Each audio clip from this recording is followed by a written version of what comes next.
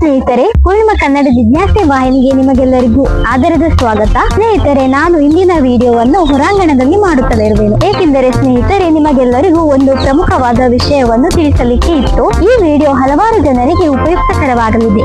ಏಕೆಂದರೆ ಹೆಚ್ಚಿನ ಜನರು ಏನಾದರೂ ಒಂದು ಸ್ವ ಉದ್ಯೋಗವನ್ನು ಆರಂಭಿಸಿ ತಮ್ಮ ಬದುಕನ್ನು ಉಜ್ವಲಗೊಳಿಸಬೇಕೆಂದು ಹಲವಾರು ಜನರು ಅಂದುಕೊಂಡಿರುತ್ತಾರೆ. ಅವರೆಲ್ಲರಿಗೂ ಈ ದಿನದ ವಿಡಿಯೋ ಉಪಯುಕ್ತಕರವಾಗಲಿದೆ ಹಾಗೂ ಅವರಿಗೆ ಒಂದು ಮುಂಜಾಗ್ರತೆಯನ್ನು ಈ ವಿಡಿಯೋದ ಮೂಲಕ ತಿಳಿಸಲಿರುವೆನು. ಸ್ನೇಹಿತರೆ, ಈ ವಿಡಿಯೋದ ಸುತ್ತಲಿನ ವಾತಾವರಣವನ್ನು ನೋಡುತ್ತಿರುವಾಗ ನಿಮಗೆಲ್ಲರಿಗೂ ಯಾವುದರ ಬಗ್ಗೆ ವಿಡಿಯೋ ಮಾಡುತ್ತಲಿರುವೆನು ಎಂದು ತಿಳಿದಿರಬಹುದು.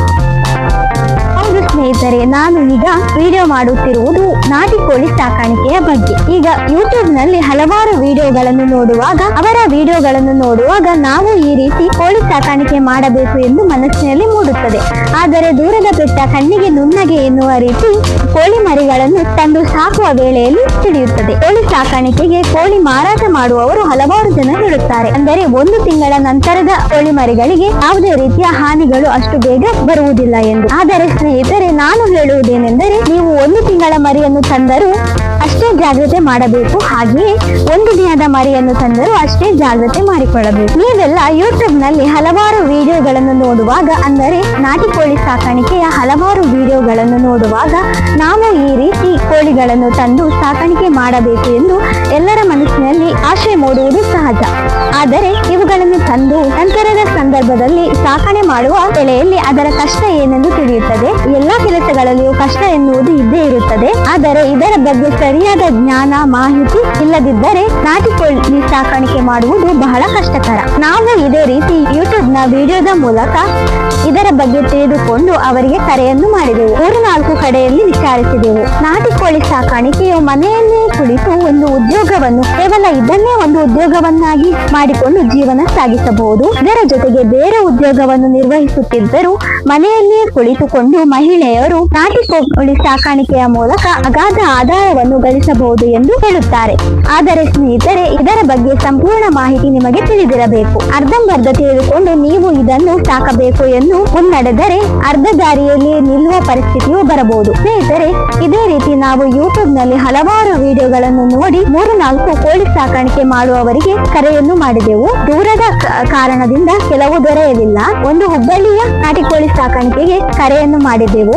ಅವರು ಕಳುಹಿಸುವುದು ಸ್ವಲ್ಪ ತಡವಾಗಬಹುದು ಎಂದು ಹೇಳಿದ್ದಾರೆ. ನಮಗೆ ಕೇವಲ ಕಡಿಮೆ ಪ್ರಮಾಣದ ಕೋಳಿ ಮರಿಗಳು ಬೇಕಾಗಿದ್ದವು. ಅದರಂತೆಯೇ 100 ಮರಿಗಳು ಸಿಗುತ್ತವೆಯೇ ಎಂದು ಅವರ ಬಳಿ ವಿಚಾರಿಸಿದಾಗ ಹಾ ಎಂದು ಅವರು 100 ಮರಿಗಳು ಸಿಗುತ್ತವೆ, ಆದರೆ ನೀವು ಸ್ವಲ್ಪ ಕಾಲ ಕಾಯಬೇಕಾಗಿರುತ್ತದೆ ಎಂದು ಹೇಳಿದ್ದರು. ನಾವು ಸುಮಾರು 1 ತಿಂಗಳವರೆಗೆ ಕಾದೆವು. ನಂತರ ಬೇರೆ ವಿಡಿಯೋವನ್ನು ವೀಕ್ಷಿಸಿದ ನಂತರ ಧಾರವಾಡದ ಕೋಳಿ ಸಾಕಾಣಿಕೆಯ ಒಂದು ವಿಡಿಯೋವನ್ನು ನೋಡಿದೆವು. ಅವರಿಗೆ ಕರೆಯನ್ನು ಮಾಡಿ ವಿಚಾರಿಸಿದಾಗ 100 ಮರಿಗಳನ್ನು ಕೊಡಲು ಆಗುವುದಿಲ್ಲ, ಅಲ್ಲಿಂದ ಇಲ್ಲಿಗೆ ದೂರದ ಅಂತರವು ಬಹಳ ಇರುವುದರಿಂದ ಅವರು ಮೊದಲೇ ಹೇಳಿದಂತೆ 300 ಮರಿಗಳಿಗಿಂತ ಕಡಿಮೆ ಕೊಡಲಾಗುವುದಿಲ್ಲ ಎಂದು ವಿಡಿಯೋದಲ್ಲಿಯೇ ತಿಳಿಸಿದ್ದರು. ಆದ್ದರಿಂದ ನಮಗೆ ಕಡಿಮೆ ಪ್ರಮಾಣದ ಕೋಳಿ ಮರಿಗಳು ಬೇಕಾಗಿದ್ದರೂ ಬೇರೆ ಎಲ್ಲಿಯೂ ಅದು ದೊರೆಯದಿದ್ದ ಕಾರಣ ಅವರ ಬಳಿಯೇ 300 ಮರಿಗಳನ್ನು, ಅಂದರೆ ಒಂದು ಮರಿಗೆ 95 ರೂಪಾಯಿ ಎಂದು ಹೇಳಿದ್ದರು. ಆದರೆ ಇಲ್ಲಿ ಡೆಲಿವರಿ ಆದ ನಂತರ ಅವರು ಒಂದು ಮರಿಗೆ 100 ರೂಪಾಯಿ ತೆಗೆದರು. ನಂತರ ಡೆಲಿವರಿ ಚಾರ್ಜ್ ಅನ್ನು ಸಹ ತೆಗೆದಿದ್ದಾರೆ. ಆದರೆ ಮೊದಲಿಗೆ ನಾವು ಕರೆ ಮಾಡಿ ವಿಚಾರಿಸುವಾಗ ಯಾವುದೇ ರೀತಿಯ ಡೆಲಿವರಿ ಚಾರ್ಜ್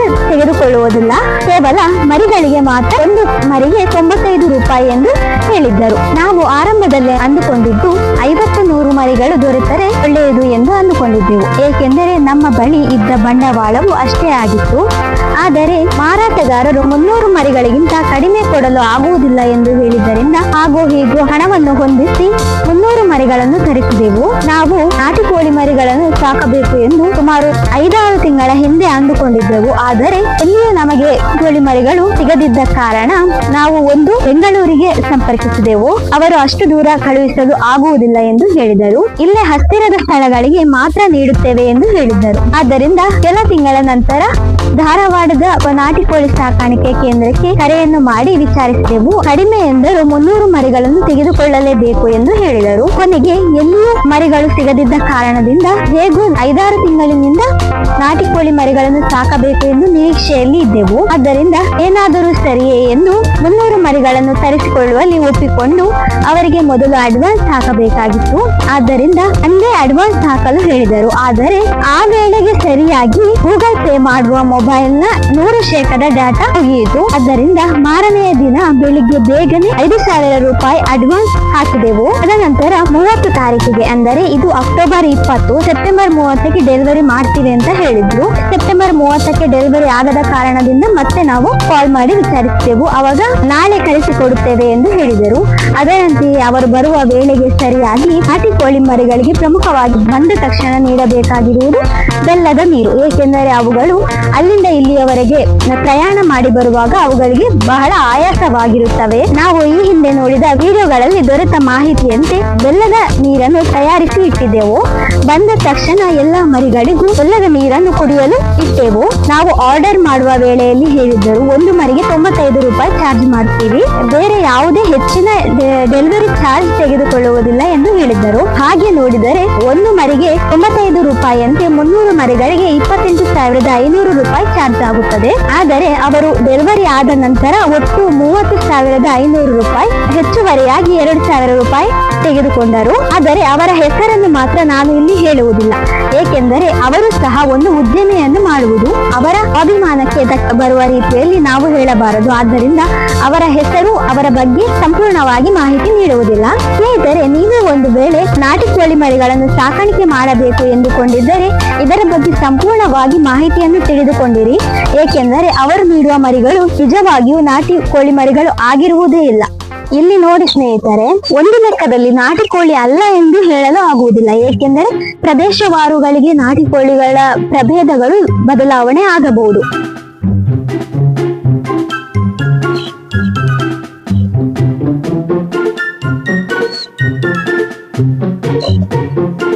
ಸ್ನೇಹಿತರೆ, ನಾವು ಈ ಹಿಂದೆ ಎಷ್ಟೇ ವಿಡಿಯೋ ನೋಡಿದರೂ ನಮಗೆ ನೈಜವಾಗಿ ಅನುಭವ ದೊರೆಯುವವರೆಗೂ ಯಾವುದೇ ವಿಷಯದ ಬಗ್ಗೆ ನಮಗೆ ಮಾಹಿತಿ ಗೊತ್ತಿರುವುದಿಲ್ಲ. ಅದರಂತೆಯೇ ನಾವು ಈ ಮುಂಚೆ ನಾಟಿ ಕೋಳಿಗಳನ್ನು ಸಾಕಿದ್ದೆವು. ಆದರೆ ಇದುವರೆಗೆ ಯಾವುದೇ ನಾಟಿ ಕೋಳಿಗಳಿಗೆ ಕಾಯಿಲೆ ಬಂದಿದ್ದನ್ನು ನೋಡಿಯೇ ಇರಲಿಲ್ಲ. ನಾವು ತರಿಸಿದ ಕೋಳಿ ಮರಿಗಳು ಮಾರನೆಯ ದಿನ ಆರೋಗ್ಯವಾಗಿಯೇ ಇದ್ದವು. ಅದರ ಮಾರನೆಯ ದಿನ ರಾತ್ರಿ ಹಿಡಿದು ಹಾಕುವ ವೇಳೆಯಲ್ಲಿ ಏನಾದರೂ ಸ್ವಲ್ಪ ಆಘಾತ ಆಗಿ ಮಾರನೆಯ ದಿನ ಒಂದು ಕೋಳಿ ಮರಿ ಮರಣ ಹೊಂದಿತ್ತು. ಕಾಯಿಲೆ ಬಂದು ಮರಣ ಹೊಂದಿದೆ ಎಂದು ನಮಗೆ ತಿಳಿಯಲೇ ಇಲ್ಲ. ಅಂದರೆ ನಾಟಿ ಕೋಳಿಗಳಿಗೆ ಕಾಯಿಲೆಗಳು ಬರುವುದು ಕಡಿಮೆ. ಹೆಚ್ಚಿನ ಹೇಳಬೇಕೆಂದರೆ ನಾಟಿ ಕೋಳಿ ಮರಿಗಳಿಗೆ ಕಾಯಿಲೆ ಬರುವುದೇ ಇಲ್ಲ. ಆದರೆ ಈಗ ಕ್ರಾಸ್ ಎಲ್ಲ ಮಾಡ್ತಾರೆ ಅಲ್ವಾ, ಮರಿಗಳನ್ನ ಕ್ರಾಸ್ ಬ್ರೀಡ್ ಮಾಡ್ತಾರೆ ಅಲ್ವಾ, ಅವುಗಳಿಗೆ ಕಾಯಿಲೆ ಬರುತ್ತವೆ. 1 ತಿಂಗಳ ಮರಿಗಳಿಗೆ ಸಂಪೂರ್ಣ ವ್ಯಾಕ್ಸಿನೇಷನ್ ಕೊಟ್ಟಿರುತ್ತೇವೆ ಎಂದು ಹೇಳುತ್ತಾರೆ. ಕೊಡುತ್ತಾರೋ ಬಿಡುತ್ತಾರೋ ಗೊತ್ತಿಲ್ಲ. ತರಿಸಿದ ಮಾರನೆಯ ದಿನ ಬಿಟ್ಟು ಅದರ ಮಾರನೆಯ ದಿನ ಬೆಳಿಗ್ಗೆ ಹೊತ್ತು ಒಂದು ಮರಿ ಮರಣ ಹೊಂದಿತ್ತು. ಸ್ನೇಹಿತರೆ, ಮಳೆ ಬರುವ ವಾತಾವರಣ ಇದೆ. ಆದ್ದರಿಂದ ನಾನು ಒಂದು ವೇಳೆ ಮಳೆ ಬಂದರೆ ಒಳಾಂಗಣದಲ್ಲಿ ವಿಡಿಯೋ ಮಾಡುವೆನು. ನಾವು ತರಿಸುವ ಮುನ್ನ ಮಳೆ ಇರಲಿಲ್ಲ. ತರಿಸಿದ 4-5 ದಿನದ ನಂತರ ಸಿಕ್ಕಾಪಟ್ಟೆ ಮಳೆ ಆರಂಭವಾಗಿದೆ. ಒಂದು ಕಡೆಯಲ್ಲಿ ಮಳೆಯು ಇವುಗಳ ಆರೋಗ್ಯದ ಮೇಲೆ ದುಷ್ಪರಿಣಾಮ ಬೀರಿದೆ ಎಂದು ಹೇಳಬಹುದು. ಏಕೆಂದರೆ ವಾತಾವರಣ ಬದಲಾದ ಅವುಗಳು ಸೂಕ್ಷ್ಮ ಪ್ರಾಣಿಗಳು. ಅಂದರೆ ಸ್ವಲ್ಪ ಮಳೆ, ಶೀತ ಈ ರೀತಿ ಆದರೆ ಬಹು ಬೇಗನೆ ಅವುಗಳ ಸಾಮರ್ಥ್ಯ ಕಡಿಮೆ ಆಗುತ್ತದೆ. ಏಕೆಂದರೆ ಅವುಗಳು ದೇಹದಲ್ಲಿಯೂ ನೋಡಲು ಸಣ್ಣ, ಹಾಗೆ ಅವುಗಳ ತೂಕವು ಸಹ ಕೇವಲ ಗ್ರಾಮ್ಗಳಲ್ಲಿ ಇರುತ್ತವೆ. ಸ್ನೇಹಿತರೆ, ಜೋರ್ ಮಳೆ ಬರಲು ಆರಂಭಿಸಿತು. ಆದ್ದರಿಂದ ಒಳಾಂಗಣದಲ್ಲಿ ವಿಡಿಯೋ ಮಾಡುತ್ತೇನೆ. ಸ್ನೇಹಿತರೆ, ಹೊರಗಡೆ ಮಳೆ ಆರಂಭವಾದ ಕಾರಣದಿಂದ ಎಂದಿನಂತೆ ಒಳಗಿನ ವಾತಾವರಣದಲ್ಲಿ ವಿಡಿಯೋ ಮಾಡುತ್ತಲಿದ್ದೇನೆ. ಸ್ನೇಹಿತರೆ, ನಿಮಗೆ ಸರಿಯಾಗಿ ವಾಯ್ಸ್ ಕೇಳದಿರಬಹುದು ಎಂದು ಮೈಕ್ ಅನ್ನು ಕೈಯಲ್ಲಿ ಹಿಡಿದುಕೊಂಡಿದ್ದೀನಿ. ಏಕೆಂದರೆ ನಮ್ಮ ಮನೆಯ ಮೇಲ್ಛಾವಣಿಯಲ್ಲಿ ರೋಫಿಂಗ್ ಶೀಟ್ ಬಳಸಿದ್ದೇವೆ. ಅದರ ಸೌಂಡ್ ಜೋರಾಗಿ ಕೇಳುವುದರಿಂದ ನನ್ನ ವಾಯ್ಸ್ ಕೇಳಿಸದೇ ಇರಬಹುದು. ಆದ್ದರಿಂದ ಸ್ನೇಹಿತರೆ, ಕೈಯಲ್ಲಿ ಮೈಕ್ ಹತ್ತಿರ ಹಿಡಿದುಕೊಂಡು ವಿಡಿಯೋ ಮಾಡ್ತಾ ಇದ್ದೀನಿ. ಕೋಳಿ ಮರಿಗಳನ್ನು ತಂದ ಮಾರನೆಯ ದಿನ ಎಲ್ಲ ಮರಿಗಳು ಆರೋಗ್ಯವಾಗಿಯೇ ಇದ್ದವು. ನಾವು ಬಂದ ತಕ್ಷಣ ಬೆಲ್ಲದ ನೀರನ್ನು ಸಹ ನೀಡಿದ್ದೇವೆ. ಬೆಳಿಗ್ಗೆ 11:30ಕ್ಕೆ ಮರಿಗಳು ಬಂದಿದ್ದವು. ಬೆಲ್ಲದ ನೀರು ಎಲ್ಲ ಕುಡಿಸಿದೆವು. ಹಾಗೆ ತಿನ್ನಲು ಆಹಾರ ಹಾಕಿದೆವು. ಸಂಜೆಯ ವೇಳೆಯಲ್ಲಿ ORS ದ್ರಾವಣವನ್ನು ಸಹ ನೀಡಿದೆವು. ಏಕೆಂದರೆ ಮರಿಗಳಿಗೆ ಯಾವುದೇ ರೀತಿಯ ನಿಶಕ್ತಿ ಆಗದಿರಲಿ ಎಂದು ORS ದ್ರಾವಣವನ್ನು ಸಹ ನೀಡಿದೆವು. 2 ದಿನಗಳ ನಂತರ ಸಂಜೆಯ ವೇಳೆ ಮರಿಗಳು ಅದರ ಕೊಠಡಿಗೆ ಹೋಗಿ ಕೂರದ್ದರಿಂದ ಒಂದು ಮರಿಗೆ ಏನೋ ಸ್ವಲ್ಪ ತಾಗಿ ಸ್ವಲ್ಪ ಆಘಾತ ಆಗಿ ಮಾರನೆಯ ದಿನ ಮರಿ ಸತ್ತು ಹೋಗಿದೆ ಎಂದು ನಾವು ತಿಳಿದುಕೊಂಡೆವು. ನೋಡಲು ಆರೋಗ್ಯವಾಗಿಯೇ ಇತ್ತಲ್ಲ, ಆದ್ದರಿಂದ ನಮಗೆ ತಿಳಿಯಲಿಲ್ಲ. ತದನಂತರ ಅದರ ಮಾರನೆಯ ದಿನ ರೆಕ್ಕೆಗಳು ಜೋತು ಬಿದ್ದವು. ರೆಕ್ಕೆಗಳು ಜೋತು ಬಿದ್ದಿವೆ ಎಂದರೆ ಅದು ಕಾಯಿಲೆ ಕಾಯಿಲೆಯ ಲಕ್ಷಣ ಎಂದು ತಿಳಿಯಿತು. ಆದರೆ ಈ ಹಿಂದೆ ನಾವು ಯಾವುದೇ ಕೋಳಿ ಮರಿಗಳನ್ನು, ಕಾಯಿಲೆಯ ಕೋಳಿ ಮರಿಗಳನ್ನು ನೋಡಿಯೇ ಇಲ್ಲ. ನಮ್ಮ ಸುತ್ತಮುತ್ತಲೂ ಕೋಳಿ ಮರಿಗಳನ್ನು ಸಾಕುತ್ತಿದ್ದರೂ ಸಹ ನಾವು ಈ ಹಿಂದೆ ಸ್ವಲ್ಪ ಪ್ರಮಾಣದ ಕೋಳಿ ಮರಿಗಳನ್ನು ಸಾಕುತ್ತಿದ್ದರೂ ಸಹ ಯಾವುದೇ ರೀತಿಯ ಕಾಯಿಲೆ ಇರುವ ಮರಿಗಳನ್ನು ನೋಡಿರಲಿಲ್ಲ. ಈ ರೀತಿ ಕಾಯಿಲೆ ಬಂದ ನಂತರ ಯಾವ ರೀತಿ ಈ ಕಾಯಿಲೆಯನ್ನು ತಡೆಗಟ್ಟುವುದು ಎಂದು ವಿಡಿಯೋವನ್ನು ನೋಡಿದೆವು ಯೂಟ್ಯೂಬ್ ನಲ್ಲಿ. ಪ್ರಥಮ ಚಿಕಿತ್ಸೆಯಾಗಿ ಅಂದರೆ ಶೀತ ನೆಗಡಿ ಆದರೆ, ಯಾವುದೇ ಮರಿಗಳಿಗೆ ಶೀತ ನೆಗಡಿ ಆದರೆ ಯಾವ ಕಾರಣದಿಂದ ಈ ರೀತಿ ಆಯಿತು ಎಂದು ನಮಗೆ ಗೊತ್ತಾಗಲಿಲ್ಲ. ಒಂದು ವೇಳೆ ಶೀತ ನೆಗಡಿ ಆದರೆ ಮನುಷ್ಯರಿಗೆ ಮಾಡುವ ಮನೆ ಮದ್ದುಗಳ ರೀತಿ ಅವುಗಳಿಗೂ ಮಾಡುತ್ತಾರೆ. ಅಂದರೆ ಬೆಳ್ಳುಳ್ಳಿ, ಶುಂಠಿ ಈ ಎಲ್ಲ ವಸ್ತುಗಳು ಉಷ್ಣ ವಸ್ತುಗಳು. ಬೆಳ್ಳುಳ್ಳಿ, ಶುಂಠಿ, ಈರುಳ್ಳಿ ಈ 3 ವಸ್ತುಗಳನ್ನು ರುಬ್ಬಿ ಇದರ ಜೊತೆಗೆ ಬೆಲ್ಲವನ್ನು ಸಹ ಸೇರಿಸಿ ಅವುಗಳಿಗೆ ಕುಡಿಯಲು ನೀಡಿದೆವು. ಈ ರೀತಿ ಅವುಗಳಿಗೆ ಕಾಯಿಲೆ ತಡೆಯುತ್ತಾ ಎಂದು ನೋಡಿದೆವು. ಪ್ರಥಮ ಚಿಕಿತ್ಸೆಯನ್ನು ಮಾಡಿ ನಂತರ ನಾವು ಯಾರ ಹತ್ತಿರ ಕೋಳಿ ಮರಿಗಳನ್ನು ತರಿಸಿದ್ದೆವು ಅವರಿಗೆ ಕರೆ ಮಾಡಿ ಕೇಳಿದೆವು. ಅದಕ್ಕೆ ಅವರು ಫೋಟೋ ಅಥವಾ ವಿಡಿಯೋವನ್ನು ಮಾಡಿ ಕಳುಹಿಸಿ ಎಂದು ಹೇಳಿದರು. ಅದರಂತೆಯೇ ಅನಾರೋಗ್ಯದಿಂದ ಇರುವ ಕೋಳಿ ಮರಿಗಳ, ನಿಮಗೆ ನನ್ನ ಧ್ವನಿ ಕೇಳುತ್ತದೆ ಇಲ್ಲವೋ ಗೊತ್ತಿಲ್ಲ, ಏಕೆಂದರೆ ರೂಟಿಂಗ್ ಶೀಟ್ ನ ಸೌಂಡ್ ಜೋರಾಗಿದೆ. ಹಾಗೆಯೇ ಮಳೆ ನಿಂತ ಮೇಲೆ ಮಾಡುವ ಎಂದರೆ ಮಳೆ ಯಾವಾಗ ನಿಲ್ಲುತ್ತದೆ ಎಂದು ಗೊತ್ತಿಲ್ಲ. ಸುಮಾರು 7-8 ದಿನಗಳಿಂದ ಜೋರಾಗಿ ಮಳೆ ಬರುತ್ತಾ ಇದೆ. ಆದರೆ ನನಗೆ ವಿಡಿಯೋ ಮಾಡುವ ಅವಶ್ಯಕತೆಯೂ ಇದೆ, ಏಕೆಂದರೆ ನಿರಂತರವಾಗಿ ವಿಡಿಯೋ ಅಪ್ಲೋಡ್ ಮಾಡ್ತಾ ಇರಬೇಕು. ಹಾಗೆಯೇ ಬೇರೆ ಸಂದರ್ಭದಲ್ಲಿ ವಿಡಿಯೋ ಮಾಡುವ ಎಂದರೆ ಮನೆಯಲ್ಲಿ ಒಂದು ಮಗು ಇದೆ, ಆ ಮಗು ಈಗ ಮಲಗಿಕೊಂಡಿದೆ. ಒಂದು ವೇಳೆ ಮಗು ಎದ್ದ ನಂತರ ವಿಡಿಯೋ ಮಾಡಲು ಬಿಡುವುದಿಲ್ಲ, ವಿಡಿಯೋ ಮಾಡಿದ್ದನ್ನು ಎಡಿಟ್ ಮಾಡಲು ಬಿಡುವುದಿಲ್ಲ. ಆಗ ಮೊಬೈಲ್ ಹಿಡಿದುಕೊಂಡರೆ ನನಗೂ ಮೊಬೈಲ್ ಬೇಕು ಎಂದು ಹಠ ಮಾಡುತ್ತದೆ. ಆದ್ದರಿಂದ ಸ್ನೇಹಿತರೆ, ಈಗ ನಾನು ಯಾವುದೇ ಅಡಚಣೆಗಳು ಇದ್ದರೂ ಸಹ ವಿಡಿಯೋವನ್ನು ಮಾಡುತ್ತಾ ಇದ್ದೇನೆ. ಸ್ನೇಹಿತರೆ, ನನ್ನ ವಿಡಿಯೋವನ್ನು ಆಲಿಸುವಲ್ಲಿ ನಿಮಗೆ ಅಡಚಣೆಯಾಗಿದ್ದರೆ ದಯವಿಟ್ಟು ಕ್ಷಮಿಸಿ. ಒಂದು ವೇಳೆ ನೀವು ಇನ್ನೊಮ್ಮೆ ವಿಡಿಯೋ ಮಾಡಿ ಎಂದು ಕಮೆಂಟ್ ಮಾಡಿದರೆ ನಾನು ಇದರ ಬಗ್ಗೆ ಇನ್ನೊಮ್ಮೆ ಸಂಪೂರ್ಣ ವಿಡಿಯೋವನ್ನು ಮಾಡುವೆನು. ಆದ್ದರಿಂದ ಸ್ನೇಹಿತರೆ, ನನ್ನ ಧ್ವನಿ ನಿಮಗೆ ಸರಿಯಾಗಿ ಕೇಳಿಸದಿದ್ದರೆ ತಪ್ಪದೆ ಕಮೆಂಟ್ ಮಾಡಿ. ನಮ್ಮ ಕಮೆಂಟ್ ಮೇರೆಗೆ ನಾನು ಇನ್ನೊಮ್ಮೆ ವಿಡಿಯೋವನ್ನು ಮಾಡುವೆನು. ಈ ರೀತಿಯಾಗಿ ಒಂದು ಮರಿ ಮರಣ ಹೊಂದಿದ ನಂತರ ಮಾರನೆಯ ದಿನ ಮರಿಗಳೆಲ್ಲ ರೆಕ್ಕೆ ಜೋತು ಬಿದ್ದವು. ಕಾಯಿಲೆ ಬಂದ ತಕ್ಷಣ ಮುನ್ನೆಚ್ಚರಿಕಾ ಕ್ರಮವಾಗಿ ಏನು ಮಾಡಬೇಕೆಂದರೆ ಅನಾರೋಗ್ಯ ಇರುವ ಮರಿಗಳನ್ನು ಬೇರ್ಪಡಿಸಬೇಕು. ಆದರೆ ಸ್ನೇಹಿತರೆ, ಬೇರ್ಪಡಿಸುವುದು ಎಂದರೆ ಮರಿಗಳನ್ನು, ಯಾವುದೇ ಪ್ರಾಣಿಗಳನ್ನು ಬೇರ್ಪಡಿಸುವುದು ಅಸಾಧ್ಯ. ಏಕೆಂದರೆ ಬೇರ್ಪಡಿಸಿದರೆ ಬೇರೆ ಆರೋಗ್ಯವಾಗಿರುವ ಪ್ರಾಣಿಗಳು ಅವುಗಳ ಬಳಿ ಹೋಗಿಯೇ ಹೋಗುತ್ತವೆ. ಏಕೆಂದರೆ ಅವುಗಳು ಒಂದು ಜೊತೆಯಲ್ಲಿಯೇ ಇರುತ್ತವೆ. ಹಾಗೆಯೇ ಅವುಗಳು ಬೇರೆ ಮರಿಗಳ ಯೋಗಕ್ಷೇಮವನ್ನು ವಿಚಾರಿಸುತ್ತವೆ. ಇದು ಪ್ರಾಣಿಗಳ ಸಹಜ ಬುದ್ಧಿ. ಆದರೆ ಈ ಬುದ್ಧಿ ಮನುಷ್ಯನಿಗೆ ಇರಬೇಕಿತ್ತು. ಮನುಷ್ಯನು ಪ್ರಾಣಿಗಿಂತ ಕೀಳಾಗಿ ವರ್ತನೆ ಮಾಡುತ್ತಾನೆ. ಸ್ನೇಹಿತರೆ, ಈ ರೀತಿಯಲ್ಲಿ ಪ್ರಾಣಿಗಳು, ಒಂದು ಪ್ರಾಣಿ ಇನ್ನೊಂದು ಪ್ರಾಣಿಯನ್ನು ಪ್ರೀತಿಸುತ್ತದೆ, ಅದರ ಸಂಘವನ್ನು ಬಯಸುತ್ತದೆ. ಆದ್ದರಿಂದ ನಾವು ಎಷ್ಟೇ ಬೇರ್ಪಡಿಸಲು ಪ್ರಯತ್ನ ಮಾಡಿದರೂ ಸಹ ಅವುಗಳ ಜೊತೆಗೂಡುವುದನ್ನು ನಿಲ್ಲಿಸುವುದಿಲ್ಲ. ಆದರೆ ನಾವು ಬೇರ್ಪಡಿಸಿದ್ದೆವು. ಆದರೆ ಒಂದು ಕೋಳಿ ಮರಿಗೆ 90% ಕಾಯಿಲೆ ಬಂದಿದೆ ಎಂದರೆ ನಮಗೆ ಈ ಹಿಂದೆ ಕೋಳಿ ಮರಿಗಳಿಗೆ ಕಾಯಿಲೆ ಬರುತ್ತದೆ ಎಂಬುದೇ ಗೊತ್ತಿರಲಿಲ್ಲ. ಅದರಲ್ಲಿ 1 ತಿಂಗಳ ಎಲ್ಲ ಲಸಿಕೆ ಆಗಿದೆ. ಈ ಹಿಂದೆ ನಾವು ನೋಡಿದ ವಿಡಿಯೋಗಳಲ್ಲಿ ಎಲ್ಲರೂ 1 ದಿನದ ಮರಿಯನ್ನು ತಂದು ಸಾಕಿದ್ದೇವೆ ಎಂದು ಹೇಳುತ್ತಾರೆ. ನಮಗೆ ಈಗ ಅನ್ನಿಸುವುದು ಇದೆ, ಏನೆಂದರೆ ಅವರು ಹೇಗೆ 1 ದಿನದ ಮರಿಯನ್ನು ಸಾಕಿದರು ಎಂದು. 1 ದಿನದ ಮರಿ ಎಂದರೆ ಅದಕ್ಕೆ ಅಷ್ಟೇ ಉಷ್ಣದ ಅವಶ್ಯಕತೆ ಇರುತ್ತದೆ. ಅದರಲ್ಲಿಯೂ ಎಷ್ಟು ಉಷ್ಣತೆಯನ್ನು ನೀಡಬೇಕು ಎಂದು ತಿಳುವಳಿಕೆ ಇರಬೇಕಾಗುತ್ತದೆ. 1 ತಿಂಗಳ ನಂತರದ ಮರಿಗಳಿಗೆ ಅಷ್ಟೊಂದು ಉಷ್ಣದ ಅವಶ್ಯಕತೆ ಬೇಕೆನಿಸುವುದಿಲ್ಲ. ಅವುಗಳಿಗೆ ಬೇಕಾಗುವುದು 30-35 ಡಿಗ್ರಿ ಸೆಲ್ಸಿಯಸ್ ತಾಪಮಾನ ಬೇಕಾಗಿರುತ್ತದೆ. ನಮ್ಮ ವಾತಾವರಣದಲ್ಲಿ 30ಕ್ಕಿಂತ ಅಧಿಕ ತಾಪಮಾನ ಇರುತ್ತದೆ. ಆದರೆ ಇವುಗಳು 1 ತಾರೀಕಿಗೆ ಬಂದಿದೆ ಎಂದರೆ 8-9 ತಾರೀಕಿನ ನಂತರ ಸಂಪೂರ್ಣ ಜೋರಾಗಿ ಮಳೆ. ಒಂದು ಕಡೆಯಲ್ಲಿ ಈ ಮಳೆಯ ವಾತಾವರಣದಿಂದಲೂ ಅವುಗಳಿಗೆ ಅನಾರೋಗ್ಯ ಸಂಭವಿಸಿರಬಹುದು. ನಾವು ಕೋಳಿ ಮರಿಗಳನ್ನು ತರಿಸಿದ ಸಂದರ್ಭದಲ್ಲಿ ಅವರ ಬಳಿ ಕೇಳಿದೆವು ಯಾವ ರೀತಿಯ ಔಷಧಿಗಳನ್ನು ನೀಡಬೇಕಾಗುತ್ತದೆ ಎಂದು. ಅವರು 2-3 ಔಷಧಿಗಳನ್ನು ಹೇಳಿದರು. ಅದರಲ್ಲಿ ಒಂದು ಗ್ರೋತ್ ಪೌಡರ್ ಇತ್ತು.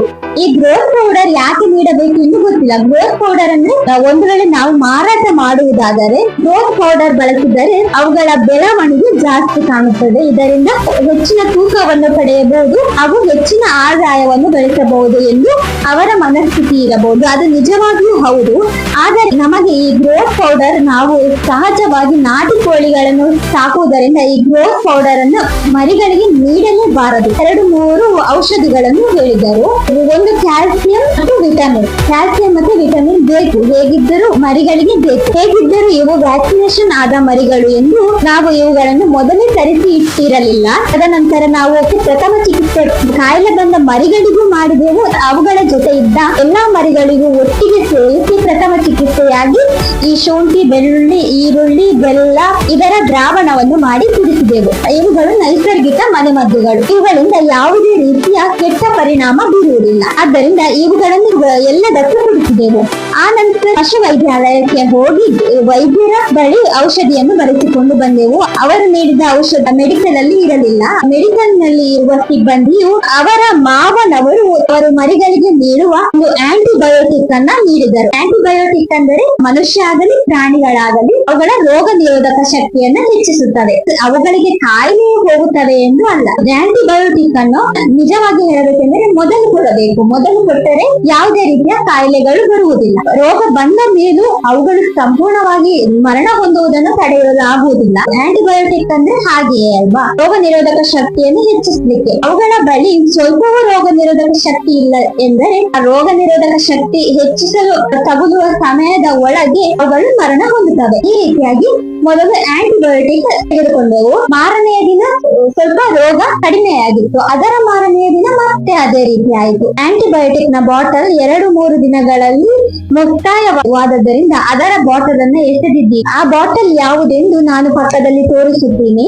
ಮಾರನೆಯ ದಿನ ಎಲ್ಲಾ ಮರಿಗಳು ಸ್ವಲ್ಪ ಚೇತನವಾಗಿದ್ದವು. ಅದರ ಮಾರನೆಯ ದಿನ ಮತ್ತೆ ಅದೇ ರೀತಿ. ಕೋಳಿಯನ್ನು ತರಿಸಿದ್ದವರಿಗೆ ಕರೆಯನ್ನು ಮಾಡಿದಾಗ ಅವರು ಒಂದು ಮೆಡಿಸಿನ್ ಅನ್ನು ಹೇಳಿದರು. ಅದು ಯಾವುದೆಂದರೆ ವಿಮರಲ್. ಇದನ್ನು ತರಿಸಲಿಕ್ಕೆ 2-3 ಮೆಡಿಕಲ್ ಗೆ ಹೋದೆವು. ಆದರೆ ವೈದ್ಯರು ನೀಡಿದ ಚೀಟಿ ಇಲ್ಲದೆ ಯಾವುದೇ ರೀತಿಯ ಔಷಧಿಯನ್ನು ನೀಡಲು ಆಗುವುದಿಲ್ಲ ಎಂದು ಹೇಳಿದರು. ಆದರೆ ಅಂದು ನಾವು ಪಶು ವೈದ್ಯಾಲಯಕ್ಕೂ ಹೋಗಿದ್ದೆವು. ಆದರೆ ಅಲ್ಲಿ ವೈದ್ಯರು ಇಲ್ಲದ ಕಾರಣದಿಂದ ಏನು ಮಾಡುವುದು ಎಂದು ತಿಳಿಯಲಿಲ್ಲ. ಕೊನೆಗೆ ಮೆಡಿಕಲ್ ನ ಮಾಲೀಕರು ಬಂದು ಔಷಧಿಯನ್ನು ನೀಡಿದರು. ನಾವು ಯಾರ ಬಳಿ ಕೋಳಿ ತರಿಸಿದೆವೋ ಅವರು ಹೇಳಿದ್ದು ವಿಮರಲ್. ಆದರೆ ಅಲ್ಲಿ ಮೆಡಿಕಲ್ ಅಲ್ಲಿ ಇದ್ದದ್ದು ವಿಮರಲ್ ಫೋರ್ಟೆ. ಇದರಲ್ಲಿ ಸ್ನೇಹಿತರೆ vitamin A, vitamin D3, vitamin E, vitamin B12 ಹಾಗೂ ವಿಟಮಿನ್ ಸಿ ಎಲ್ಲಾ ಜೀವಸತ್ವಗಳು ಇದರಲ್ಲಿ ಇದೆ. ಈ ಔಷಧಿಯನ್ನು ನೀಡಿದರೂ ಸಹ ಮರಿಗಳು ಚೇತರಿಸುವ ಯಾವುದೇ ಲಕ್ಷಣಗಳು ಕಾಣಿಸುತ್ತಿಲ್ಲ.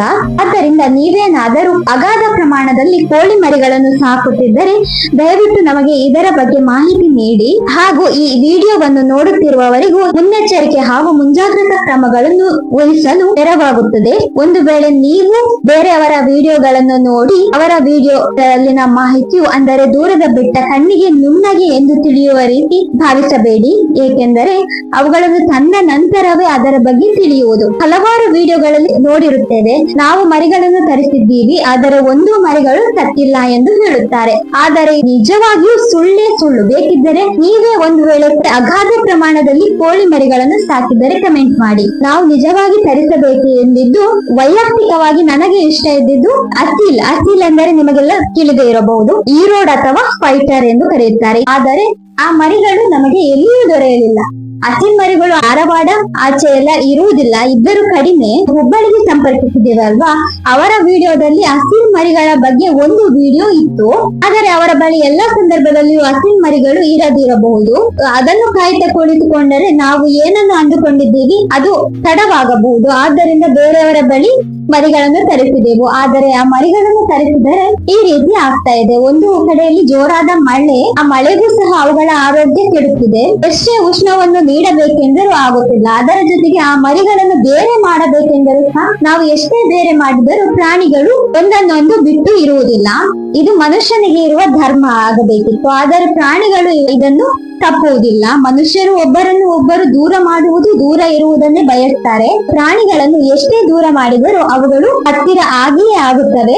ಕೋಟೆಯನ್ನು ನೀಡಿದರೂ ಸಹ ಇದು 100 ಮರಿಗಳಿಗೆ 5 ml. 5 ml ಅಂದ್ರೆ ಒಂದು ಕ್ಯಾಪ್ ಫುಲ್ 5 ml 100 ಮರಿಗಳಿಗೆ ಸಾಕಾಗುತ್ತದೆ. 300 ಮರಿಗಳಿಗೆ ಎಂದರೆ 3 ಕ್ಯಾಪ್ ಹಾಕಬೇಕಾಗುತ್ತದೆ, ಅಂದರೆ 15 ml. ಹೆಚ್ಚಿನದಾಗಿ ಔಷಧಿಯನ್ನು ನೀಡಿದರೂ ಸಹ ಕಷ್ಟ. ಆದ್ದರಿಂದ 2.5 ಕ್ಯಾಪ್ ಮಾತ್ರ ನೀಡಿದ್ದೆವು. ಒಂದು ಪ್ರಾಣಿಗೆ ಆಗಲಿ ಒಂದು ವ್ಯಕ್ತಿಗೆ ಆಗಲಿ ಔಷಧಿ ನೀಡುವುದಾದರೂ ಎಷ್ಟು? ಈ ಔಷಧಿಗಳನ್ನು ಸ್ವಲ್ಪ ಪ್ರಮಾಣದಲ್ಲಿ ಸೇವಿಸಿದರೆ ಅದು ಆರೋಗ್ಯಕ್ಕೆ ಉತ್ತಮ.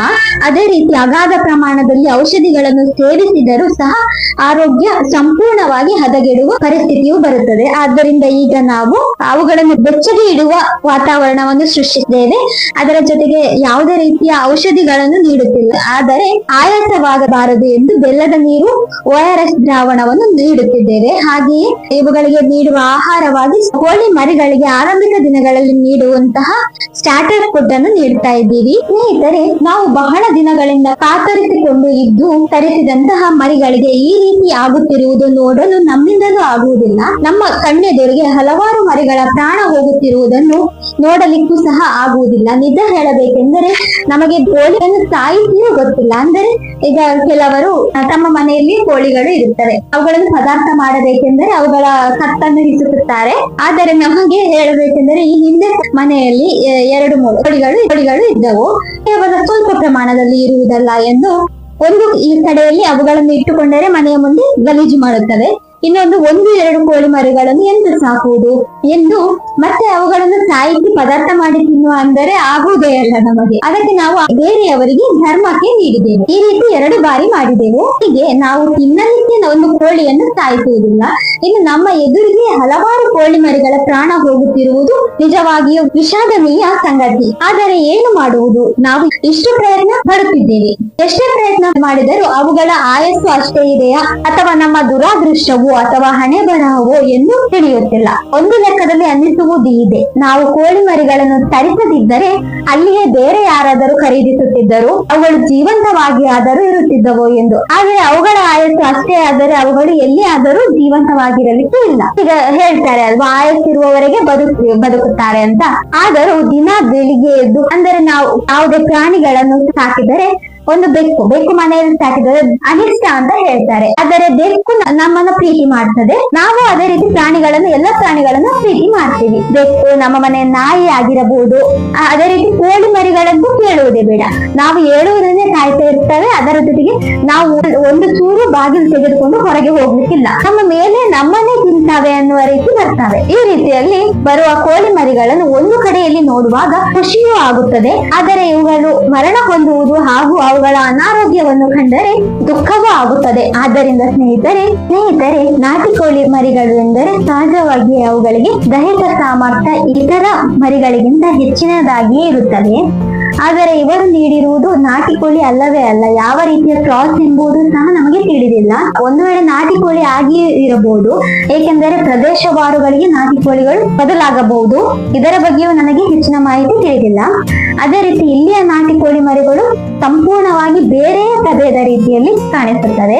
ಅದೇ ರೀತಿ ಇವುಗಳಿಗೆ ಯಾವುದೇ ರೀತಿಯ ಲಸಿಕೆಗಳು ಬೇಕೆನಿಸುವುದಿಲ್ಲ. ಆದರೆ ಇವರು 1 ತಿಂಗಳವರೆಗೆ ಎಲ್ಲ ಲಸಿಕೆಗಳು ನೀಡಿದ್ದೇವೆ ಎಂದು ಹೇಳುತ್ತಾರೆ. ನಿಜವಾಗಿ ಹೇಳಬೇಕೆಂದರೆ ಆ ಮರಿಗಳಿಗೆ 1 ತಿಂಗಳು ಆಗಿದೆಯೋ ಇಲ್ಲವೋ, ಅಥವಾ ಅವರು ಗ್ರೋತ್ ಪೌಡರ್ ನೀಡಿ 1 ತಿಂಗಳ ಮರಿ ಎಂದು ಸಹ ನೀಡಿರಬಹುದು. ಗ್ರೋತ್ ಪೌಡರ್ ಎಂದರೆ 1 ವಾರದ ಮರಿ 1 ತಿಂಗಳ ಮರಿ ಹಾಗೆ ಕಾಣಿಸುವುದು ಇದೆ. ಆದ್ದರಿಂದ ಸ್ನೇಹಿತರೆ, ಈ ರೀತಿ ಗ್ರೋತ್ ಪೌಡರ್ ನೀಡಿದಂತಹ ಮರಿಗಳನ್ನು ಖರೀದಿಸಬೇಡಿ. ಆದರೆ ನಮಗೆ ತಿಳಿಯುವುದಿಲ್ಲ, ಅದರ ಬಗ್ಗೆ ಯೋಚನೆಯೂ ಮಾಡುವುದಿಲ್ಲ. ಸಣ್ಣ ಮರಿಗಳಿಗೆ ಯಾಕೆ ಗ್ರೋತ್ ಪೌಡರ್ ನೀಡುತ್ತಾರೆ? 2-3 ತಿಂಗಳ ನಂತರ ಆದರೆ ಗ್ರೋತ್ ಪೌಡರ್ ನೀಡಿದರೆ ಅವುಗಳು ಬೆಳವಣಿಗೆ ಆಗಿ ಹೆಚ್ಚಿನ ಮಾಂಸ ಉತ್ಪಾದನೆ ಆಗಬಹುದು, ತೂಕದಲ್ಲಿ ಹೆಚ್ಚಾಗಬಹುದು ಎಂದು ಗ್ರೋತ್ ಪೌಡರ್ ನೀಡುತ್ತಾರೆ ಎಂದು ಅಂದುಕೊಳ್ಳುವ. ಆದರೆ ಸಣ್ಣ ಹುಟ್ಟಿದ ಮರಿಗಳಿಗೆ ಈ ರೀತಿ ನೀಡಿದರೆ ಅವುಗಳ ಶಕ್ತಿ ಮೊದಲೇ ಇರುವುದಿಲ್ಲ. ಅವುಗಳ ದೇಹ ಮಾತ್ರ ದೊಡ್ಡದಿರುತ್ತವೆ. ಅವುಗಳ ಒಳಗೆ ಒಂಚೂರು ನಿಲ್ಲಿಕ್ಕೂ ಶಕ್ತಿ ಇರಲ್ಲ. ಬೇರೆ ಮರಿಗಳು ಸ್ವಲ್ಪ ತುಳಿದರೂ ಸಹ ಅವುಗಳು ಅಲ್ಲಿಗೆ ಬಿದ್ದು ಸಾಯ್ತವೆ. ಇಲ್ಲಿ ನಿಜ ಹೇಳ್ಬೇಕಂದ್ರೆ ಅದೇ ರೀತಿ ಆಗ್ತದೆ. ಈಗ ಆಹಾರ ಹಾಕುದು ಎಷ್ಟೇ ದೂರ ಹಾಕಿದರೂ ಅವುಗಳು ಒಂದು ತಿಂದು ಇನ್ನೊಂದಕ್ಕೆ ಬರುವ ಸಂದರ್ಭದಲ್ಲಿ ಒಂದಕ್ಕೆ ಒಂದು ಸಾಕ್ತವೆ, ಒಂದಕ್ಕೆ ಒಂದು ತಾಗಿಸುತ್ತವೆ. ಸ್ವಲ್ಪ ಬಲಿಷ್ಠವಾಗಿ ಇರುವಂತದ್ದು ಸ್ವಲ್ಪ ದುರ್ಬಲವಾಗಿರುವಂತ ಅದರ ಅಡಿಗೆ ಬಿದ್ದರೆ ಅಲ್ಲಿಗೆ ಇದಾವೆ. ನಿಜವಾಗಿ ಹೇಳಬೇಕೆಂದರೆ ಎರಡು ಸಮಾನವಾದ ಶಕ್ತಿಯನ್ನು ಹೊಂದಿರಬೇಕು. ಒಂದು ವೇಳೆ ಹುಂಜಮರಿ ಆದ್ರೆ ಸಮ, ಹುಂಜಮರಿಗೆ ಸ್ವಲ್ಪ ಜಾಸ್ತಿ ಶಕ್ತಿ ಇರುತ್ತೆ ಅಂತ ಹೇಳ್ಬೋದು.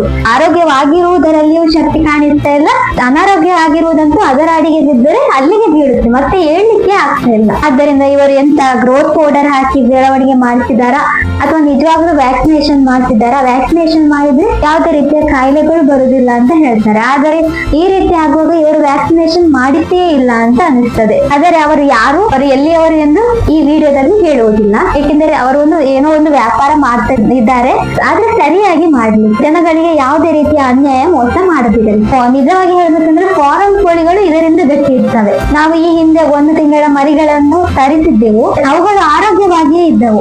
ನಿಮ್ಗೆ ಎಲ್ಲ ತಿಳಿದೇ ಇದೆ ಅಲ್ವಾ, ಫಾರಂ ಕೋಳಿ ವೈಟ್ ಕಲರ್ ಅಲ್ಲೇ ಇರುತ್ತೆ ಅಂತ. ಕೇವಲ ಸಣ್ಣ ಪ್ರಮಾಣದಲ್ಲಿ ತರಿಸಿದ್ದು, ಅಂದ್ರೆ ಮಾರುಕಟ್ಟೆಯಲ್ಲಿ ನಮಗೆ ಕಾಣಿಸಿದ್ದು ಕೇವಲ 5 ಮರಿಗಳನ್ನು ಮಾತ್ರ ತರಿಸಿದ್ದೆವು. ಆ ಮರಿಗಳನ್ನು ಹದ್ದು ಗಿಡುಗ, ನಿಮಗೆಲ್ಲ ತಿಳಿದಿರಬಹುದು, ಮರಿಗಳನ್ನು ತಿನ್ನಲಿಕ್ಕೆ ಅಂತವೇ ಹದ್ದು ಗಿಡುಗಗಳು ಹೊಂಚಾಗ್ತಾ ಇರ್ತದೆ. ಆದರೆ ಈ ಮರಿಗಳಿಗೆ ಯಾವುದೇ ಗಿಡುಗಗಳು ಹೊಂಚಾಗ್ತಾ ಇಲ್ಲ. ಅವುಗಳಿಗೂ ಗೊತ್ತಿರ್ಬೇಕು ಇವುಗಳಲ್ಲಿ ಏನು ಶಕ್ತಿಯೇ ಇಲ್ಲ, ಇವುಗಳನ್ನು ತಿಂದ್ರೆ ನಮ್ಮ ಆರೋಗ್ಯವು ಹದಗೆಡಬಹುದು ಅಂತ. ನಿಜ ಹೇಳ್ಬೇಕಂದ್ರೆ ಇಷ್ಟು ಮರಿಗಳು ತರಿಸಿದ್ದೀವಲ್ವಾ, ಯಾವ ಗಿಡುಗನು ಬಾಯಿ ಹಾಕ್ತಾ ಇಲ್ಲ, ಕೊಂಚ ಹಾಕ್ತಾ ಇಲ್ಲ. ಒಂದು ವೇಳೆ ನಮ್ಮ ಎದುರಿಗೆ ಈಗ ಕಾಣಿಸುವಾಗ, ಮರಣ ಹೊಂದಿದ್ದು ಕಾಣುವಾಗ ಯಾವ್ದಾದ್ರು ಗಿಡುಗ ಅದು ಹೊತ್ಕೊಂಡು ಹೋಗ್ಲಿ ಅಂತ ಅನಿಸ್ತದೆ. ಯಾಕೆಂದ್ರೆ ಅವುಗಳ ಹೊಟ್ಟೆ ತುಂಬುತ್ತವೆ. ಇದರಿಂದ ನಮಗೆ ಒಂದು ಕಣ್ಣ ಎದುರು ಸಾಯುವುದನ್ನು ನೋಡುವುದನ್ನು ತಡಿಬಹುದು. ಮತ್ತೆ ಇದರಿಂದ ಅವುಗಳು ಹೊಟ್ಟೆಪಾಡಿಗಾಗಿ ಕಷ್ಟಪಡ್ತವೆ. ಅದರ ಹೊಟ್ಟೆ ಆದ್ರೂ ತುಂಬುತ್ತೆ ಅಲ್ಲ ಅಂತ ಅನ್ಕೊಂಡ್ರೆ ಅವುಗಳು ಮುಟ್ತಾ ಇಲ್ಲ. ಪ್ರಾಣಿಗಳಿಗೆ ಈಗ ಗೊತ್ತಾಗುತ್ತೆ ಅಂತ ಹೇಳ್ಬೋದು. ಅಂದ್ರೆ ಇವುಗಳಿಗೆ ಯಾವುದೇ ರೀತಿಯ ಶಕ್ತಿ ಇಲ್ಲ, ಇದನ್ನ ತಿಂದ್ರೆ ನಮಗೂ ಆರೋಗ್ಯ ಕೆಡಬಹುದು ಎಂದು ಅವುಗಳು ಮುಟ್ತಾ ಇಲ್ಲ ಇರ್ಬೇಕು. ಮತ್ತೆ ಈ ಹಿಂದೆ ನಾವು ಮನೆಯಲ್ಲಿ ಸಾಕಿದ ಕೋಳಿ ಮೊಟ್ಟೆ ಒಡೆದು ಇನ್ನೇನು ಹೊರಗೆ ಬರ್ಬೇಕು ಅಷ್ಟರಲ್ಲಿ ಬೇರೆ ಮನೆಯ ಒಂದು ಬೆಕ್ಕು ಬಂದು ಆ ಮರಿಯನ್ನೇ ಮುಟ್ಟಿದೆ. ಮುಂಚೆ ಇದ್ದ ಕೋಳಿ, ದೊಡ್ಡ ಕೋಳಿ, ಅಂದ್ರೆ ಅದನ್ನು ಸಹ ನಾವು ಪೇಟೆಯಿಂದಲೇ ತರಿಸಿದ್ದೆ. ಅದು ದೊಡ್ಡದನ್ನ 450 ರೂಪಾಯಿ ಕೊಟ್ಟು 2 ಮರಿ ಅಲ್ಲ, 2 ದೊಡ್ಡ ಹೆಣ್ಣು ಕೋಳಿಗಳನ್ನು ತರಿಸಿದ್ದೆವು. ಅದರಲ್ಲಿ ಒಂದು ಬೇರೆಯವರ ನಾಯಿ ಹಿಡಿದು ಹೋಯ್ತು, ಅದನ್ನ ನಾವು ಕಣ್ಣಾರೆ ಕಂಡಿರಲಿಲ್ಲ. ಮತ್ತೊಂದು ಇತ್ತು ಸುಮಾರು ಸಮಯದಿಂದ, ಆದರೆ ಅದು ಮೊಟ್ಟೆನೇ ಇಡ್ತಾ ಇರ್ಲಿಲ್ಲ. ಅಂದರೆ ಈಗ ಮಾರಾಟ ಮಾಡುವವರು ಎಲ್ಲ ಮೊಟ್ಟೆ ಇಟ್ಟು ಆದ ನಂತರ ಕೊನೆಯ ಹಂತದಲ್ಲಿ ಬೇರೆಯವರಿಗೆ ಮಾರಾಟ ಮಾಡ್ತಾರೆ. ಹಾಗೆಯೇ ಮಾರಾಟ ಮಾಡಿದ್ದಾರೆ ಅಂತ ಅನ್ಕೊಂಡಿದ್ವಿ. ಇದೇ ರೀತಿ 7-8 ತಿಂಗಳು ಮೊಟ್ಟೆನೇ ಇಟ್ಟಿಲ್ಲ. ಆದ್ರೆ ದೊಡ್ಡ ಕೋಳಿ ಅದು 7-8 ತಿಂಗಳು ಮೊಟ್ಟೆನೇ ಇಟ್ಟಿರ್ಲಿಲ್ಲ. ಆಮೇಲೆ ಮೊಟ್ಟೆ 2-3 ಸಲ ಮೊಟ್ಟೆ ಇಟ್ಟು ಆ ಮೊಟ್ಟೆಯನ್ನ ನಮ್ಮ ಮನೆಯ ನಾಯಿ ಮರಿ, ಅಂದರೆ ಈಗ ಒಂದು ದೊಡ್ಡ ನಾಯಿ ಇದೆ, ಅದು ತುಂಬಾ ಒಳ್ಳೆ ನಾಯಿ ಮರಿ, ಇನ್ನೊಂದು ಸಣ್ಣ ನಾಯಿ ಮರಿಯನ್ನ ಬೇರೆ ಕಡೆಯಿಂದ ತಂದಿದ್ದೆವು. ಆ ಮರಿನೂ ತದನಂತರದಲ್ಲಿ ಚಿರತೆನೂ ಹುಲಿನೂ ಹೊತ್ತುಕೊಂಡು ಹೋಯ್ತು. ಆ ಮರಿ ಇದೆ ಅಲ್ವಾ, ಈ ಮೊಟ್ಟೆ ಮರಿ ಮಾಡ್ಲಿಕ್ಕೆ ಇಟ್ಟಿರ್ತೀವಲ್ವಾ, ಆ ಜಾಗದಿಂದನೇ ಎತ್ಕೊಂಡು ಹೋಗಿ ತಿಂತಾ ಇತ್ತು. ಈ ರೀತಿ ಆ ದೊಡ್ಡ ಕೋಳಿ ಮರಿನೇ ಕೊನೆಯ ಬಾರಿ ಮೊಟ್ಟೆ ಇಟ್ಟಾಗ 10-11 ಮೊಟ್ಟೆ ಇಟ್ಟಿತ್ತು. ಅದರಲ್ಲಿ 9 ಮೊಟ್ಟೆ ಇದಕ್ಕೆ ಇಟ್ಟಿದ್ವಿ ಮರಿ ಮಾಡಿಸ್ಲಿಕ್ಕೆ. ಒಂದು ಮರಿ ಮಾಡಿಸ್ಬೇಕಂದ್ರೆ 21ರಿಂದ 23 ದಿನಗಳು ಬೇಕು. ಅದೇ ರೀತಿ 21 ದಿನಗಳವರೆಗೆ ಹಾಗೆ ಇತ್ತು. ಮೊಟ್ಟೆಯನ್ನು ಒಡೆದು ಹೊರಗೆ ಬರ್ಬೇಕು ಅಷ್ಟರಲ್ಲಿ ಬೇರೆಯವರ ಮನೆಯ ಬೆಕ್ಕು ಬಂದು ಮೊಟ್ಟೆ ಅದರಲ್ಲಿ ಮರಿ ಇದ್ದದನ್ನೇ ತಿಂದು ಹೋಯ್ತು. ಮೊದಲ ಈಗ ಮೊಟ್ಟೆಯಲ್ಲಿ ಮರಿ ಆಗಿಲ್ಲ, ಆ ಸಂದರ್ಭದಲ್ಲಿ ತಿಂದು ಹೋಗಿದ್ರೆ ಅಷ್ಟೊಂದು ಬೇಜಾರಾಗಲ್ಲ, ಇನ್ನೇನು ಅದು ಹೊರಗೆ ಬರ್ಬೇಕು ಅನ್ನುವಷ್ಟರಲ್ಲಿ ತಿಂದು ಹೋಯ್ತು. ಈ ರೀತಿ ಆಗಿತ್ತು. ಆದರೆ ಈಗ ಈ ಸಾಯಲಿಕ್ಕೆ ಸಿಕ್ಕಿಕೊಂಡ ಮರಿಗಳನ್ನು ಯಾವುದೂ ಮುಟ್ತಾ ಇಲ್ಲ. ಒಂದು ಲೆಕ್ಕದಲ್ಲಿ ತಿಂದು ಹೋದ್ರೆ ಅಷ್ಟು ಬೇಸರ ಅನ್ಸಲ್ಲ, ಯಾವ್ದಾದ್ರು ಒಂದು ತಿಂದು ಹೋಯ್ತು ಅಂತ ಅನ್ನಿಸ್ತದೆ. ಮತ್ತೆ ನಮ್ಮ ಮನೆಯ ನಾಯಿ ಅಂತೂ ತುಂಬಾ ಒಳ್ಳೆಯವನು. ಅವನು ನಾವು ಯಾರಾದರೂ ಇಲ್ಲದಿದ್ದರೆ ಬೇರೆ ಪ್ರಾಣಿಗಳನ್ನು ಹಿಡಿದು ತಿಂತಾನೆ. ಅಂದರೆ ಬೇರೆ ಬದಿಯಲ್ಲಿ ಬರ್ತಾವಲ್ಲ ಬೇರೆ ಕಾಡು ಕೋಳಿಗಳು, ಅದು ಇದು ಹಕ್ಕಿ, ಅದನ್ನೆಲ್ಲ ಹಿಡಿದು ತಿಂತಾನೆ. ಮತ್ತೆ ಮರಿಗಳನ್ನು ತಂದ ಮೇಲೆ ಅವನು ಮುಟ್ಟಿಲ್ಲ. ಅವನು ಒಂದ್ ವೇಳೆ ಅವುಗಳ ಆರೋಗ್ಯವಾಗಿದ್ರು ಮುಟ್ತಾ ಇರ್ಲಿಲ್ಲ. ಈ ಹಿಂದೆನು ಸತ್ತದನ್ನು ಮಾತ್ರ ಮುಟ್ಲಿಕ್ಕೆ ಬರುದು, ಅವನು ಜೀವಂತ ಇರುವುದಕ್ಕೆ ಬಾಯಿ ಹಾಕಲಿಕ್ಕೆ ಬರಲ್ಲ. ಆದ್ರೆ ಮೊನ್ನೆ ಅವನಿಗೆ ಊಟ ಹಾಕುವಾಗ ಇವುಗಳು ತಿನ್ಲಿಕ್ಕೆ ಬಿಡಲ್ಲ, ಅವನಿಗೂ ಹಸಿವಾಗಿರುತ್ತೆ ಅಲ್ವಾ, ಅದರಿಂದ ಸ್ವಲ್ಪ ಬಾಯಿ ಹಾಕಿದ. ಅವನಿಗೂ ಹಸಿವಾಗಿತ್ತು, ಮತ್ತೆ ಪದಾರ್ಥವು ಅವನಿಗೆ ಇಷ್ಟವಾದಂತ ಪದಾರ್ಥವೇ ಆಗಿತ್ತು ಅಂದು. ಆದ್ದರಿಂದ ಸ್ವಲ್ಪ ಬಾಯಿ ಹಾಕಿದ್ದಕ್ಕೆ ಅದು ಆರೋಗ್ಯವಾಗಿ ಇರುವುದಕ್ಕೆ ಬಿಟ್ಟಾಯ್ತು. ಇವುಗಳನ್ನು ಇಷ್ಟು ಪ್ರಮಾಣದಲ್ಲಿ ತರಿಸುವ ಉದ್ದೇಶವೇ ಇರಲಿಲ್ಲ. ಆದರೆ ಏನು ಮಾಡುವುದು, ಆ ಕೋಳಿ ಮಾರಾಟಗಾರರು 300ಕ್ಕಿಂತ ಕಡಿಮೆ ಅಥವಾ ಇಂತಿಷ್ಟಕ್ಕಿಂತ ಕಡಿಮೆ ಖರೀದಿಸಿದರೆ ನೀಡುವುದಿಲ್ಲ ಎಂದು ಹೇಳಿದರು. ಬೇರೆ ಕಡೆಗಳಲ್ಲಿ ದೊರೆಯುತ್ತದೆ ಎಂದು ತಿಳಿದುಕೊಂಡರೂ ಅಲ್ಲಿಯೂ ದೊರೆಯಲಿಲ್ಲ. ಆದ ಕಾರಣದಿಂದ ತರಿಸಿದೆವು. ತರಿಸಿದ ನಂತರ ಈ ರೀತಿ ಆಗ್ತಾ ಇದೆ. ಅಂದರೆ ಹಲವಾರು ಮಹಿಳೆಯರು ಇದು ಕನಸಾಗಿರುತ್ತದೆ. ಏಕೆಂದರೆ ಒಂದು ಬೇರೆಯವರ ಬಳಿ ಹಣವನ್ನ ಕೇಳಬಾರ್ದು ಅಂತ. ಒಂದು ವೇಳೆ ಬೇರೆಯವರು ಕೊಡುವವರು ಇದ್ರೂ ಸಹ ಅವರಿಗೆ ಸ್ವಾಭಿಮಾನದಿಂದ ಬದುಕಬೇಕಂತ ಇರುತ್ತದೆ. ಆದರೆ ಕೆಲವರಿಗೆ ಕೊಡುವವರು ಇರುವುದಿಲ್ಲ. ಅಂತಹವರಿಗೆ 30,000 ಹಣ ಅಗಾಧ ಪ್ರಮಾಣದ ಹಣ. ಒಂದು ಬದಿಯಲ್ಲಿ ಈ ಕೋಳಿ ಮರಿಗಳು ಮರಣ ಹೊಂದುವುದು, ಇನ್ನೊಂದು ಕಡೆಯಲ್ಲಿ ಹಣ ಹೋಯಿತಲ್ಲ ಎಂಬ ಚಿಂತೆ. ಏಕೆಂದರೆ ಮಹಿಳೆಯರು ಒಂದು ಮೊಬೈಲ್ ಅನ್ನು ಖರೀದಿಸಬೇಕೆಂದರೂ ಒಳ್ಳೆಯ ಗುಣಮಟ್ಟದ ಹಾಗೂ ಕಡಿಮೆ ಬೆಲೆಯ ಮೊಬೈಲ್ ಅಂತ ಅಲ್ಲ, ಯಾವುದೇ ವಸ್ತುಗಳಾದರೂ ಉತ್ತಮ ಕ್ವಾಲಿಟಿ ಅಥವಾ ಗುಣಮಟ್ಟ ಹಾಗೂ ಕಡಿಮೆ ಬೆಲೆ ಇರಬೇಕು. ಆ ರೀತಿಯಲ್ಲಿ ಎಲ್ಲ ವಸ್ತುಗಳನ್ನು ಖರೀದಿ ಮಾಡುತ್ತಾರೆ. ಒಂದು ಆಸೆಯನ್ನು ಇಟ್ಟುಕೊಂಡು ಬಂಡವಾಳ ಹಾಕಿದ್ದು ಈ ರೀತಿ ಆಗುವಾಗ ಎಲ್ಲರಿಗೂ ಚಿಂತೆ ಆಗುವುದು ಸಹಜ. ಅದರ ಜೊತೆಗೆ ನಾವು ಮೊದಲೇ ಇಷ್ಟೊಂದು ಬಂಡವಾಳ ಹಾಕಲು ಸಾಧ್ಯವಿಲ್ಲದಿದ್ದರೂ ಸಹ ಹಾಗೋ ಹೀಗೋ ಹಣವನ್ನು ಹೊಂದಿಸಿ ಖರೀದಿಸಿರುತ್ತೇವೆ. ಆಗ ಈ ರೀತಿ ಆಗುವಾಗ ಎಲ್ಲರಿಗೂ ಏನು ಮಾಡುವುದು ಎಂದು ದಿಕ್ಕೇ ತೋಚುವುದಿಲ್ಲ. ಆದ್ದರಿಂದ ಸ್ನೇಹಿತರೆ, ಇಂದಿನ ವಿಡಿಯೋವನ್ನು ನೋಡುತ್ತಿರುವ ಹಲವರಿಗೆ ನೀವು ಒಂದು ವೇಳೆ ಕೋಳಿ ಮರಿಗಳನ್ನು ಸಾಕಬೇಕು ಎಂದು ಅಂದುಕೊಂಡಿದ್ದರೆ ಇದರ ಬಗ್ಗೆ ಮುಂಜಾಗ್ರತೆ ತಿಳಿಯಿತು, ಅಥವಾ ಈ ಹಿಂದೆ ಸಾಕಿದ್ದರೆ ನಿಮಗೆ ನೈಜ ಅನುಭವ ಇರುತ್ತದೆ. ಈ ವಿಷಯವನ್ನು ತಿಳಿಸಲಿಕ್ಕೋಸ್ಕರನೇ ಇಂದಿನ ವಿಡಿಯೋವನ್ನು ಮಾಡಿದ್ದೆನು. ಈ ವಿಡಿಯೋದಿಂದ ಹಲವಾರು ಜನರಿಗೆ, ಅದರಲ್ಲಿಯೂ ಕೋಳಿ ಮರಿಗಳನ್ನು ಸಾಕಬೇಕೆಂಬ ಆಸೆಯಲ್ಲಿ ಇರುವವರಿಗೆ ಒಂದು ಮುಂಜಾಗ್ರತೆಯೂ ಆಯಿತು, ಹಾಗೆಯೇ ಮುನ್ನೆಚ್ಚರಿಕೆಯೂ ಆಯಿತು ಎಂದು ಹೇಳುತ್ತಾ ಈ ದಿನದ ವಿಡಿಯೋವನ್ನು ಮುಗಿಸುತ್ತೇನೆ. ಸ್ನೇಹಿತರೆ, ಈ ದಿನದ ವಿಡಿಯೋ ನಿಮಗೆ ನಿಜವಾಗಿಯೂ ಉಪಯುಕ್ತವೆನಿಸಬಹುದು. ಆದ್ದರಿಂದ ಸ್ನೇಹಿತರೆ, ವಿಡಿಯೋ ಇಷ್ಟ ಆದರೆ ಲೈಕ್ ಮಾಡಿ, ನಿಮ್ಮ ಆತ್ಮೀಯರಿಗೂ ಶೇರ್ ಮಾಡಿ, ಹಾಗೂ ತಪ್ಪದೆ ಪೂರ್ಣಿಮಾ ಕನ್ನಡ ಜಿಜ್ಞಾಸೆ ವಾಹಿನಿಗೆ ಸಬ್ಸ್ಕ್ರೈಬ್ ಆಗಿ. ಮುಂದಿನ ವಿಡಿಯೋದಲ್ಲಿ ಇಂತಹದೇ ಉಪಯುಕ್ತಕರ ಮಾಹಿತಿಯೊಂದಿಗೆ ಭೇಟಿಯಾಗೋಣ. ನಮಸ್ತೆ.